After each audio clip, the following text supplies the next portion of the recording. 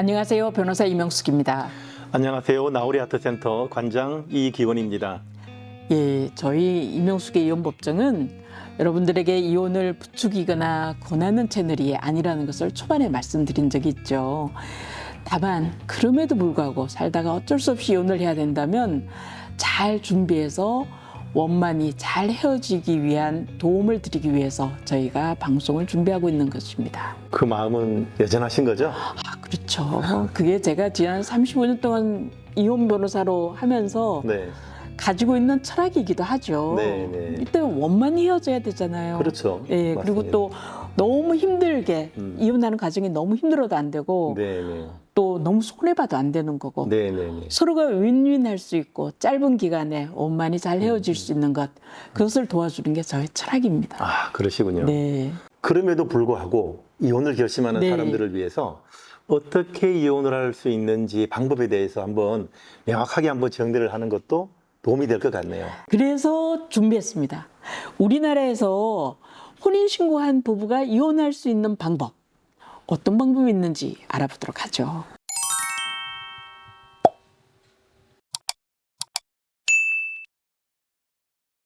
이혼을 할 수 있는 방법 어떤 게 있죠? 우선 두 사람이 합의해서 하는 합의이혼 있죠. 네. 흔히들 합의이혼이라고 하는데 법률 용어로는 협의이혼이라고 협의이혼. 합니다. 네. 같은 말이죠. 네, 네. 그리고 합의가 안 돼. 네. 그러면 법원에 재판을 해야 되겠죠. 그래야겠죠. 근데 재판을 하다가 재판 도중에 합의가 되는 경우들이 있어요. 네. 법원에서 재판하다가 합의되는 것을 조정이혼이라고 합니다. 조정이혼. 예, 네. 법원에 가서도 조정이 안 돼요. 합의가 안 돼요. 네, 네. 끝까지 다툴 거 다 다퉈서 판결 선고받죠. 네, 네. 소송이혼이라고 합니다. 아, 그게 그러니까 소송이혼이군요. 합의하는 방법 아니면 재판하는 방법. 네, 네. 재판은 조정 소송 이렇게 있습니다. 아, 그럼 협의이혼은 두 사람이 합의만 되면 되는 거잖아요. 그렇죠. 그러면 그게 훨씬 돈도 안 들고 빠르겠네요. 당연하죠. 감정도 안 상하고요. 그렇죠. 네. 그런데 자녀가 없고 네. 나눌 재산도 없고 네. 그러면 합의혼하면 뭐 별 문제 없습니다. 그렇겠네요. 예, 근데 다들 합의혼할 때는 감정이 격앙되어 있고 흥분했기 네. 때문에 이혼만 하면 된다라는 생각을 해요. 네. 그러다 보니 자녀 문제, 재산 문제에 대해서 꼼꼼히 합의하지 못하거든요. 네. 그러면 이제 2단계로 가서 다시 소송이 시작됩니다. 아, 이혼 합의로 한 다음에 네. 자녀 문제, 양육비, 면접교섭, 네. 누가 키울지, 그다음에 재산 얼마를 받을지 이걸 두고 다시 치열하게 소송을 하곤 하죠. 그래서 네. 합의할 때 네. 만약에 돈 문제, 자녀 문제가 관련되어 있다면 네. 사전에 전문가 가서 꼭 상담받고요. 네. 제대로 준비해서 제대로 해야만 또 다른 문제 막을 수 있습니다. 네. 그냥 협의이혼이라고 해서 쉽게만 생각했는데 꼭 그런 것도 아닌 것 같네요. 말씀 듣고 보니까. 그럼요. 협의혼에 대해서는 정말 전해드리고 싶은 이야기들 많아요. 주의하셔야 될 것들도 많고요. 네. 그래서 그 부분은 앞으로 제가 네. 계속 여러분들에게 하나하나 잘 설명드리려고 합니다. 자, 좀 전에 변호사님이 재판이혼은 조정과 소송으로 나뉜다고 말씀하셨잖아요. 네. 그럼 일단 조정은 뭔가요? 관장님, 혹시 4주 후에 뵙겠습니다. 기억하세요? 사랑과 전쟁? 그렇죠. 네. 그게 조정 장면을 보여주는 거예요. 네, 네, 네, 네. 그처럼 법원에서 네. 조정장이나 아니면 판사 입회 하에 네. 서로가 원만히 조율해서 합의해서 하는 것, 네, 그게 네. 조정이혼입니다. 네, 네, 네, 네, 네. 그럼 이번에는 소송은요? 소송은 말 그대로 양쪽이 소장을 내서 치열하게 다퉈서 판결 선고받는 것, 그것을 소송위원회라고 합니다. 네. 처음부터 나 판결 선고해 주세요라고 소장을 내는 경우도 있고요. 네. 우리 조정하게 해주세요라고 조정 신청서를 냈지만 조정이 안 돼서 네. 재판으로 넘어가서 쭉 재판해가지고 판결 선고받는 것, 네, 네. 이 모든 것 판결로 받는 것을 소송위원회라고 하는 거죠. 네. 변호사님, 재판의 이혼을 해야 한다면 조정과 소송이 있다 그러셨잖아요. 네. 어떤 게 더 유리한가요? 당연히 조정이 낫죠. 조정이. 왜냐하면 재판보다가 훨씬 빨리 끝나요. 네. 저희 사무실 같은 경우에 한 첫 번째, 두 번째 조정에서 끝나는 경우들이 대부분인데요. 네. 그러다 보면 3, 4개월이면 끝납니다. 네, 네. 재판위원회 1년 혹은 4, 5년, 5, 6년 뭐 몇 년이 굉장히 걸리죠. 오래 걸리는데 네. 빨리 끝나죠. 그리고 덜 지치죠. 네. 감정 덜 상하죠. 네, 네, 네. 그리고 또 이 조정으로 원만히 합의하게 되면 헤어질 때 서로 미안하다고 울기도 하고요. 네, 네. 그리고 서로 잘 살으라고 득담을 하기도 합니다. 그리고 또 무엇보다 좋은 거는 네. 판결로 가면은 네. 법에 정해진 대로 아주 딱 획일적으로 판결 선고할 수밖에 없는데 그렇죠. 네. 조정은 그와 달리 아주 유연하게 탄력적으로 네. 합의만 되면 무슨 내용이건 다 할 수 있어서 좋습니다. 예를 들면요. 예를 들면 판결로 가면 10억을 줘라 네. 라고 판결 선고하면 10억 주라 그러면 판결 선고한 날 판결이 끝나면 확정이 된다 그러는데요. 네. 그러면 그 돈 바로 줘야 되고 안 주면 지연이자 붙습니다. 네. 네. 네. 근데 나 이 집 팔아야 돈을 마련할 수 있어요. 그러면 조정을 하면 이 집이 팔리면 네.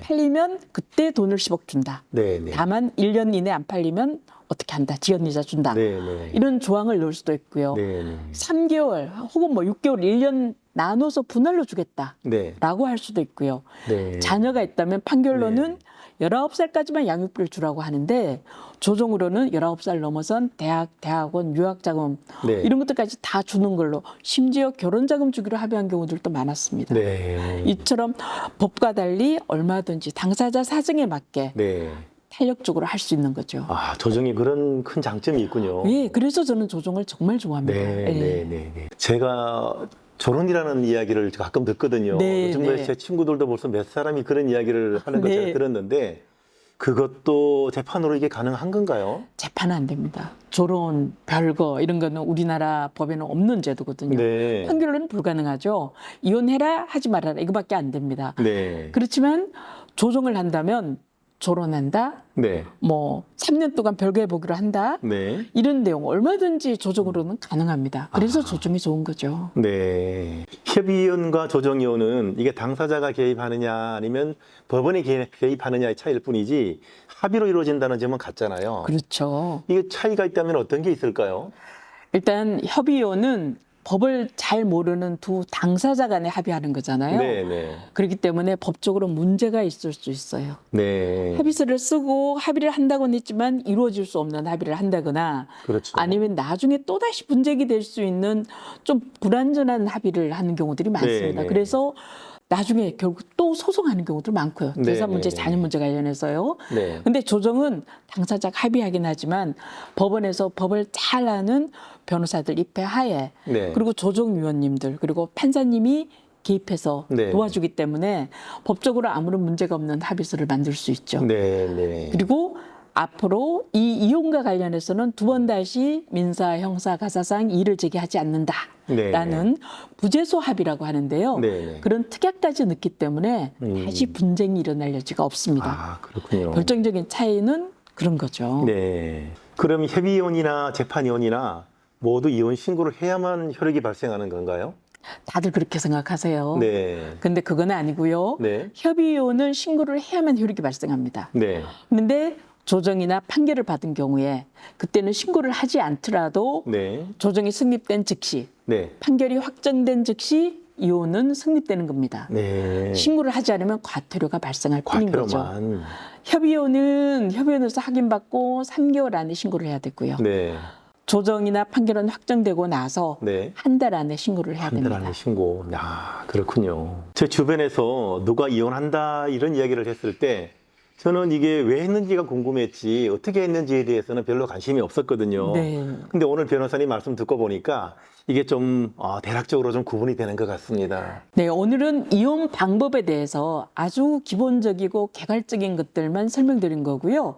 앞으로 협의이혼, 조정이혼, 그리고 소송이혼에 관한 구체적인 내용은 조만간 콘텐츠로 여러분 다시 찾아뵙도록 하겠습니다. 협의든 재판이든 어쨌든 이혼을 한다는 거는 본인은 물론이고 또 가족이나 자녀들에게도 영향을 미치잖아요. 그렇죠. 어쨌든 그 과정에서 상처를 크게 받지 않았으면 좋겠네요. 네.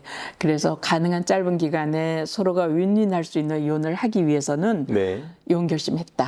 그렇다면 반드시 법률 전문가 찾아서 조언을 받고 전략을 세우는 것이 중요합니다.